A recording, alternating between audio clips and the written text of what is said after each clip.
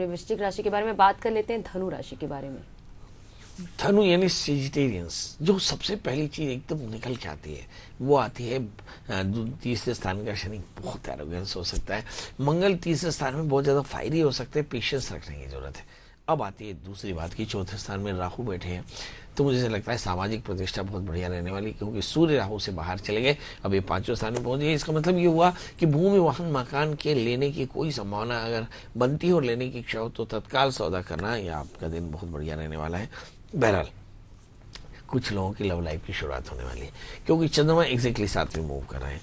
तो इस राशि वाले जातकों के लिए एकमात्र सलाह क्या है? एकमात्र सलाह ये है कि आप अपनी फैंटेसी से बाहर रहें, जी बिल्कुल, लगातार प्रयास करते रहें, भगवान शिव का पूजन करते रहें, ओम नमः शिवाय मंत्र जप करें, तो आज का दिन बेहतर होगा। ये तो रही बात है धनु राशि की। अब बात कर लेते हैं मकर राशि के बारे में। मकर राशि के जातकों के लिए हम देखते हैं, जो फर्स्ट साइट में जो चीज निकल के आती है वो ये है कि चौथे स्थान में गुरु के साथ में सूर्य है, जो जबरदस्त सामाजिक प्रतिष्ठा देने वाले हैं। और इस समय छठे स्थान में चंद्रमा, by the way life partner या किसी बहुत करीबी मित्र का स्वास्थ्य आपके लिए चिंता का विषय हो सकता है। यहाँ पर आपको खुद के कमर का दर्द भी परेशान कर सकते हैं। इस समय तीसरे स्थान में रहो, जबरदस्त क्रिएटिविटी है, और अच्छी क्रिएटिविटी के साथ आज का दिन आपके लिए बहुत ज्यादा प्रॉफिट बुक करने का होगा।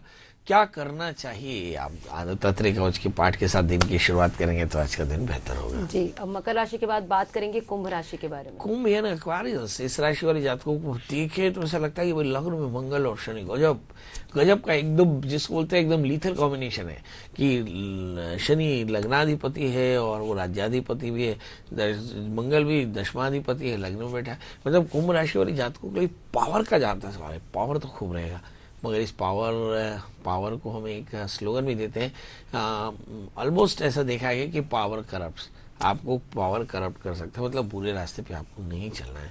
इस समय अगर हम तीसरे स्थान में पड़े हुए बृहस्पति सूर्य को देखें तो ऐसा लगता है कि आपका इंटेंशन बहुत अच्छा है, मगर आप अगर किसी प्रकार का शॉर्ट टर्म इन्वेस्टमेंट करते हो या फिर यात्रा करने वाले हो तो उसे टाल देंगे, आपके लिए काफी फायदेमंद रहेगा।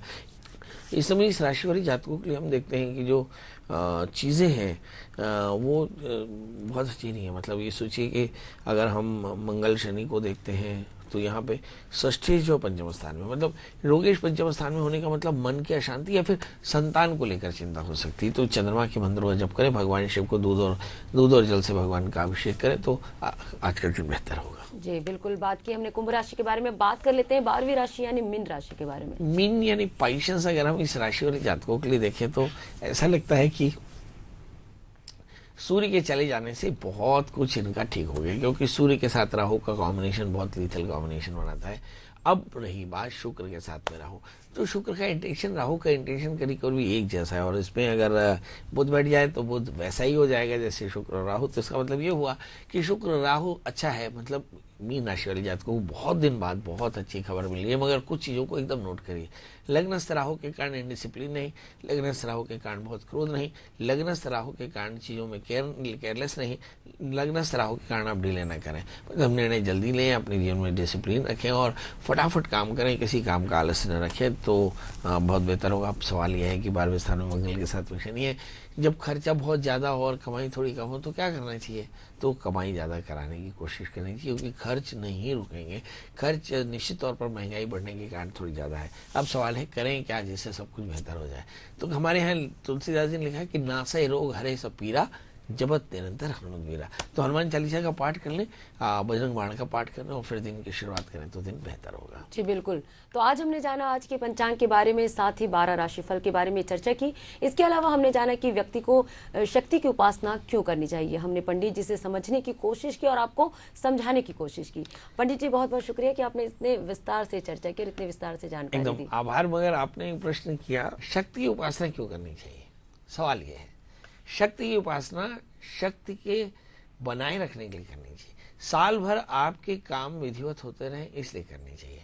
शक्ति की उपासना ऊर्जा के संचय के लिए करना चाहिए, शक्ति की उपासना जीवन की सिद्धि के लिए करना चाहिए, ठीक है। और तो ये 9 दिन का जो शक्ति का उपासना है, इसमें शक्ति की उपासना कैसे करनी चाहिए?